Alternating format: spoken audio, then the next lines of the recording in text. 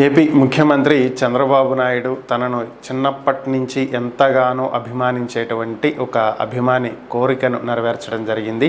దీనికి సంబంధించినటువంటి వివరాల్లో గనుక వెళ్ళినట్లయితే తిరుపతి చెందినటువంటి ఒక వ్యక్తి, అతను సుదీర్ఘకాలంగా మానసిక వికలాంగుడే కాక అతను ప్రస్తుతం క్యాన్సర్తో బాధపడుతూ ఉన్నటువంటి పరిస్థితి. తాను చనిపోయేలాగా ఒక్కసారైనా సరే తన అభిమాన పొలిటీషియన్ చంద్రబాబు నాయుడుతో ఒక ఫోటో దిగాలి అనేది అతని కోరిక.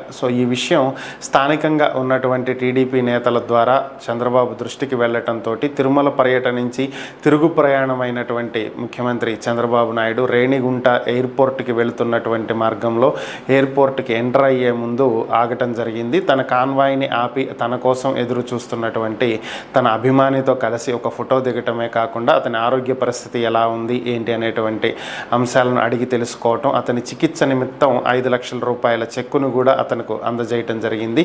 దీంతో తన అభిమాన పొలిటీషియన్ చంద్రబాబు తనతో ఫోటో దిగాడనేటువంటి ఆనందంలో ఆ వ్యక్తి ఉన్నటువంటి పరిస్థితి.